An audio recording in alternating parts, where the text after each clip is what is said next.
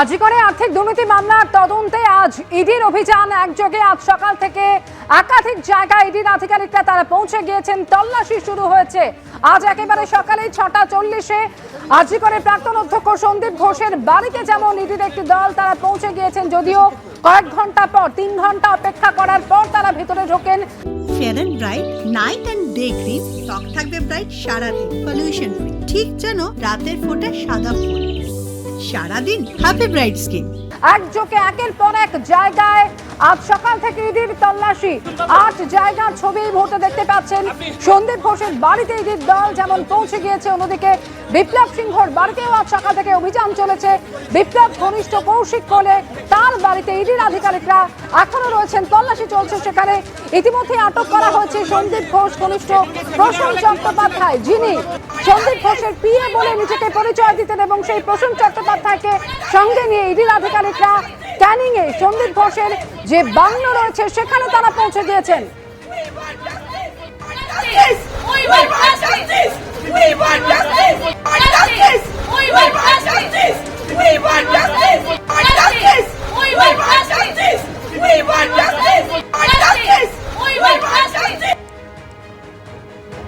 এখনো পর্যন্ত আজিকর দুর্নীতি মামলার তদন্ত যতদূর এগিয়েছে, একাধিক সূত্র খুঁজে পেয়েছে গোয়েন্দারা, এবং সেই সমস্ত তথ্যের সূত্র ধরে আজকে তারা একাধিক জায়গায় পৌঁছে গিয়েছেন, যার মধ্যে অন্যতম সন্দীপ ঘোষের এই বাংলো। ক্যানিং এ যে বাংলো রয়েছে 2 বিঘা জমির ওপর একটি অট্টালিকা বলা যায়, এবং ক্যানিং এ সেই বাড়িতে সন্দীপ ঘনিষ্ঠ প্রসূন চট্টোপাধ্যায়, যাকে ইতিমধ্যে আটক করা হয়েছে, সেই প্রসূন চট্টোপাধ্যায়কে সঙ্গে নিয়ে ইডির আধিকারিকরা সেখানে রয়েছেন।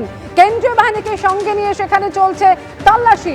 অন্যদিকে বেলেঘাটার এই সেই বাড়ি যেখানে আজ সকালে ইডির আধিকারিকরা পৌঁছে যান। সকাল 6:40-এ পৌঁছে যাওয়ার পর 3 ঘন্টা অপেক্ষা করার পর তারা ভেতরে ঢোকেন। প্রায় 7 ঘন্টা হতে চলল, ইডির আধিকারিকরা এখনো সেখানে রয়েছেন। বিভিন্ন জায়গা থেকে সরাসরি এই মুহূর্তে আমাদের সঙ্গে রয়েছেন আমাদের প্রতিনিধিরা। একদিকে ক্যানিং থেকে রয়েছেন পুরুষোত্তম পণ্ডিত, বেলেঘাটা থেকে রয়েছেন ব্রতদীপ ভট্টাচার্য, সেখানেও ইডির তল্লাশি চলছে।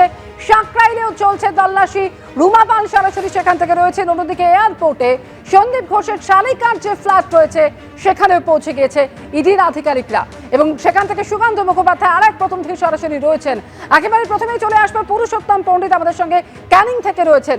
পুরুষোত্তম, কিছুক্ষণ আগেই তুমি সেই ছবি দেখাচ্ছিলে যে বাইরে কেন্দ্রীয় বাহিনী রয়েছে, এবং ভেতরে অর্থাৎ সন্দীপ ঘোষের যে বাংলো রয়েছে সেখানে ইডির আধিকারিকরা পৌঁছে গিয়েছেন, এবং সেখানে সঙ্গে নিয়ে গিয়েছেন প্রসূন চট্টোপাধ্যায়, যিনি সন্দীপ ঘোষ ঘনিষ্ঠ।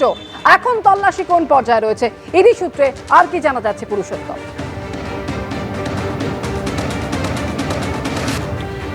একেবারেই অমৃতা, যে বিষয়টা বলতে চাইবো যে প্রায় 1.5 ঘন্টা হয়ে গিয়েছে, 2:40 নাগাদ এই যে এলাকাটা আমার পেছনে, আমি দেখাতে বলবো আমার সহকর্মী দীপ্তেন্দুকে, এই যে পুরো এলাকাটা আমরা দেখতে পাচ্ছি গেটের ওপরে, এটি পুরো একটি প্রজেক্ট এরিয়া, এবং একটি সংস্থার মাধ্যমে এই পুরো প্রজেক্ট এরিয়ার মধ্যে প্লট করে করে প্রচুর জমি বিক্রি করা হয়েছে বহুজনকে, এবং সেই রকমই একটি প্লট যেটির আয়তন প্রায় 2 বিঘে, সেই 2 বিঘে জমির ওপরে রয়েছে আরজিকর মেডিকেল কলেজের প্রাক্তন অধ্যক্ষ সন্দীপ ঘোষের বাংলো বাড়ি, ফার্ম হাউস বানিয়েছেন তিনি সেখানে, এবং সেখানেই প্রসূন চট্টোপাধ্যায়কে, সেই প্রসূন চট্টোপাধ্যায় যিনি নিজেকে সন্দীপ ঘোষের পিএ বলে পরিচয় দিতেন, সেই প্রসূন চট্টোপাধ্যায়কে আটক করে নিজেদের সঙ্গে নিয়ে ইডি আধিকারিকেরা ঢুকেছেন ভেতরে তল্লাশি চালানোর জন্য।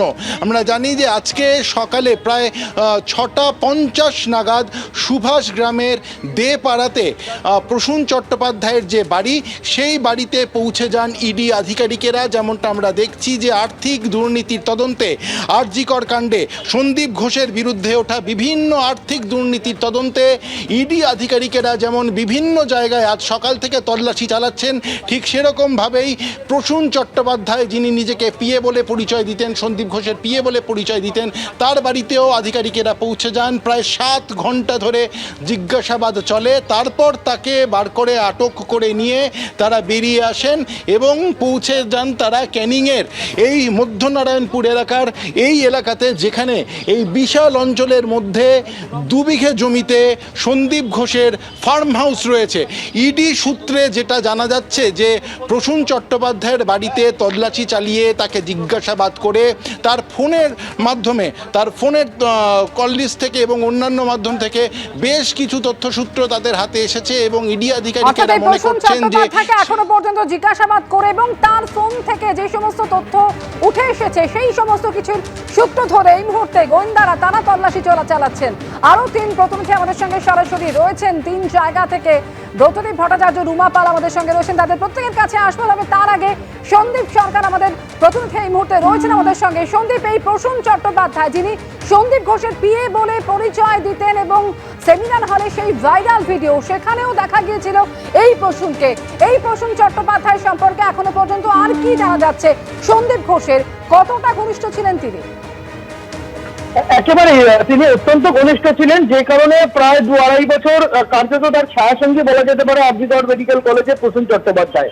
এটাই ছিল তার পরিচয় এবং নিজেকে আত্মসহায়ক বলে পরিচয় দিতেন প্রসূন চট্টোপাধ্যায় এবং সন্দীপ ঘোষের চেম্বারে তার অবারিত দরজা ছিল।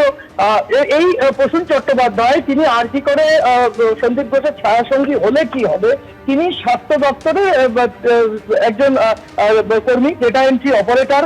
তাকে তার বেতন হতো ন্যাশনাল মেডিকেল কলেজ হাসপাতালে ডেটা এন্ট্রি অপারেটর হিসেবে এবং তিনি তার পোস্টিং ছিল ন্যাশনাল মেডিকেল কলেজের উপাধ্যক্ষ অর্থাৎ এমএসবিটির ঘরে তিনি ডিউটি করতেন। এই প্রসূন চট্টোপাধ্যায় তার যে হাজিরা খাতা, সেই হাজিরা খাতা ইতিমধ্যেই ভাইরাল হয়েছে। সেই হাজিরা খাতায় দেখা গিয়েছে যে তিনি নিয়মিত তার সেই হাজিরা খাতায় ইন এবং আউটের সই রয়েছে। যে 9 তারিখ এই কাণ্ডটা সামনে আসে, অর্থাৎ যে 9 তারিখ এই তরুণী চিকিৎসকের মৃতদেহ সামনে আসে, সেই 9 তারিখও কিন্তু দেখা গিয়েছে যে ন্যাশনাল মেডিকেল কলেজের হাজিরা খাতায় তার সই রয়েছে, ইন এবং আউট 2 জায়গাতেই সই রয়েছে। কিন্তু যে সময়ের ফুটেজ ভাইরাল হয়েছে সে সময় তিনি ন্যাশনাল মেডিকেলে ছিলেন না, সে সময় তিনি আরজিকরের ওই সেমিনার রুমের ভেতরে ছিলেন। ফলে অনেক প্রশ্ন এই প্রসূন চট্টোপাধ্যায়কে ঘিরেই আবর্তিত হয়েছে এবং হচ্ছে, যে কারণে তাকে জিজ্ঞাসাবাদ আজকে ইডি আধিকারিকরা করেছেন। সন্দীপ ঘোষের ছায়াসঙ্গী হিসেবে যেহেতু তিনি ছিলেন, ফলে তার কাছ থেকে সন্দীপ ঘোষ সংক্রান্ত মামলার তদন্তে তথ্য পেতে চাইছেন তদন্তকারীরা। একেবারে এই প্রসূন চট্টোপাধ্যায়, তাকে জিজ্ঞাসাবাদ করে আরো অনেক তথ্য জানার চেষ্টা করছেন তদন্তকারীরা।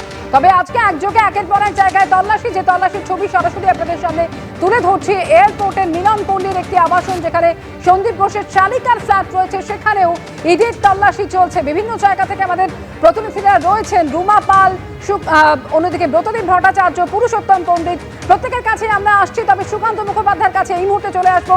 সুকান্ত, এই অর্পিতা বেরা যিনি সন্দীপ ঘোষের চালিকা, তাকেও তদন্তের আওতায় রাখছেন তদন্তকারীরা, ঠিক কি কারণে সুকান্ত?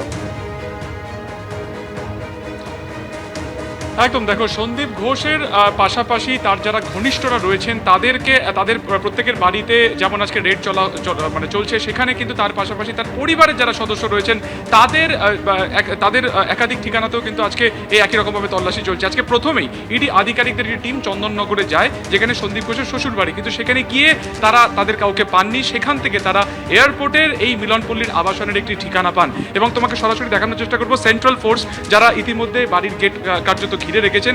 এখানে এটা হচ্ছে ব্লক 2, এখানে 2টি ফ্ল্যাটের সন্ধান কিন্তু ইডি আধিকারিকেরা পেয়েছেন। এই ব্লকের 2nd ফ্লোরে অর্পিতা বেরা, যিনি সন্দীপ ঘোষের সম্পর্কে শালিকা হন এবং তিনিও কিন্তু পেশায় চিকিৎসক এবং তিনি মানিকতলা ইএসআইতে কর্মরত। তার ফ্ল্যাটে এই মুহূর্তে রেড চালানো হচ্ছে। তার পাশাপাশি তার হাজব্যান্ড যিনি রয়েছেন তিনি, অর্থাৎ যার নাম হচ্ছে প্রীতিন বেরা, তিনি এসএসকেএম হাসপাতালে কর্মরত, তিনিও একই ফ্ল্যাটে থাকেন। সেখানেও একযোগে কিন্তু তল্লাশি অভিযান চালানো হচ্ছে এবং ইতিমধ্যে বেশ কিছু নথিপত্র উদ্ধার করা হয়েছে এবং এটি হচ্ছে ব্লক 2 এর। আরও একটি ফ্ল্যাট রয়েছে ঠিক এই ব্লকের পাশে, ব্লক 4। এখানে এসে তারা জানতে পারেন যে প্রীতিন বেরা এই আরজিকরের ঘটনার পরপর যখন এই সন্দীপ ঘোষের নাম প্রকাশ্যে আসে, তখনই কিন্তু একটি ফ্ল্যাট আরেকটি তিনি ভাড়া নেন এবং সেখানে আগন্তুকদের কিন্তু এখানে যাতায়াত করতে দেখেছেন আবাসিকরা। পরবর্তী সময় তারা জানতে পারেন যে যারা এই ফ্ল্যাটে ভাড়া নেওয়ার পর এখানে যাতায়াত করতেন তারা সন্দীপ ঘোষের শ্বশুর বাড়ির লোকজন, অর্থাৎ ঘটনার পর থেকে তারা নিজেদের বাড়ি ছেড়ে এখানকার ফ্ল্যাটে এসে আশ্রয় নিয়েছেন। এখন প্রশ্ন হচ্ছে ঠিক কেন? 11:30 থেকে প্রায় এখন ঘড়িতে 4টে বেজে গেছে, অর্থাৎ 4.5 ঘন্টারও বেশি সময় তারা এখানে অভিযান চালাচ্ছেন এবং যে ফ্ল্যাটটি ভাড়া নেওয়া হয়েছিল আজকে সেখানে ইডি আধিকারিক গিয়ে সেখানে কাউকে পাননি। চাবি খুলে তারা ভেতর থেকে একটি কালো ট্রলি ব্যাগ উদ্ধার করেছেন, বেশ কিছু নথিপত্র উদ্ধার করেছেন এবং সেইগুলো এখন আবার এই শালিকার ফ্ল্যাটে এনে সেখানে কিন্তু তথ্য তল্লাশ করা হচ্ছে। ফলত জানার চেষ্টা তারা তদন্তকারীরা এই কারণেই করছে যে সন্দীপ ঘোষের এখনো পর্যন্ত এই গোটা আর্থিক তছরূপে যে সমস্ত সম্পত্তি মিলেছে সেই সম্পত্তির ভাগিদার হিসেবে সম্পত্তির আর কোথায় কোথায় তা আর কেউ বেনিফিটেড হয়েছে কিনা সেই খোঁজখবরই কিন্তু তারা করতে চাইছেন এবং সেই কারণে পরিবারের সদস্যদের শেষ বা সাম্প্রতিক সময় কত কার সম্পত্তি কোথায় ইনভেস্ট করা হয়েছে, তাদের ব্যাংক ব্যালেন্স কি আছে, এই যাবতীয় বিষয় তারা খতিয়ে দেখছেন। আপাতত যাবতীয় নথিপত্র তারা খুঁটিয়ে দেখছেন এবং আজকে 11:30 থেকে প্রায় 4টা 4.5 ঘন্টা হয়ে গেছে, একেবারে 4-4.5 ঘন্টা হয়ে গেছে। এখনো পর্যন্ত ইডির যারা আধিকারিকেরা তারা তল্লাশি এবং জিজ্ঞাসাবাদ চালিয়ে যাচ্ছেন।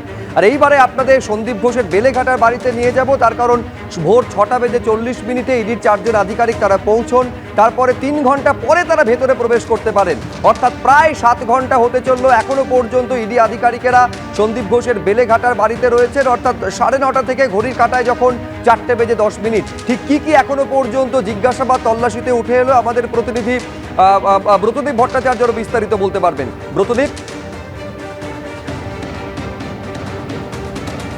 দেখ, প্রসূন চট্টোপাধ্যায় বলো কিংবা সুমন হাজরা, বিপ্লব সিংহ কিংবা আফসার আলী, যাদের যাদের নাম উঠে এসেছে এখনো পর্যন্ত এবং যাদেরকে সন্দীপ ঘোষের এই চক্রের মধ্যে বলা হচ্ছে, তারা কিন্তু সন্দীপ ঘোষের এই চক্রের একদম নিচু তলায় রয়েছে, যার মাথায় রয়েছে সন্দীপ ঘোষ। কিন্তু সন্দীপ ঘোষের মাথায় কে, অর্থাৎ সন্দীপ ঘোষের মাথার উপর কার হাত রয়েছে, যার মদদে এতদিন ধরে এই দুর্নীতির চক্র সন্দীপ ঘোষ চালাচ্ছিলেন, এখন তারই উত্তর কিন্তু খুঁজছেন ইডি আধিকারিকরা। তার পাশাপাশি সন্দীপ ঘোষের যে সমস্ত স্থাবর অস্থাবর সম্পত্তির হদিশ পাওয়া গিয়েছে, একটি সম্পত্তির হদিশ কিছুক্ষণ আগেই পুরুষোত্তম দেখাচ্ছিল ক্যানিংয়ে যে বাংলো পাওয়া গিয়েছে, সেই সমস্ত সম্পত্তিও কিন্তু ইডি স্ক্যানারে রয়েছে এবং সেই সমস্ত সম্পত্তির সঙ্গে সন্দীপ ঘোষের আয়ের সঙ্গতি রয়েছে কিনা এই বিষয়টি কিন্তু জানার চেষ্টা করছেন ইডি আধিকারিকরা।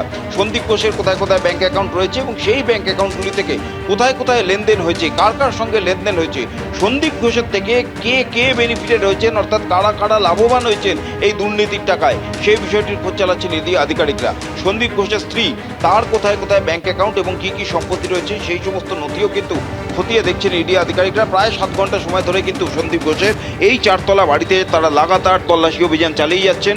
সন্দীপ ঘোষের স্ত্রী সঙ্গীতা দাস ঘোষ তিনি রয়েছেন, তাকে সামনে রেখেই কিন্তু তার বাড়িতে তল্লাশি অভিযান চলছে। এর আগে সিবিআই এসেছিল, তারপর সিবিআইয়ের হাতে গ্রেপ্তার হল সন্দীপ ঘোষ, এরপর ইডি কিন্তু স্বতঃপ্রণীতভাবে এই মামলা তদন্তভার নেয় এবং তারপর আজকেই একেবারে সকালবেলায় 6:40 সন্দীপ ঘোষের এই বাড়িতে চলে আসেন।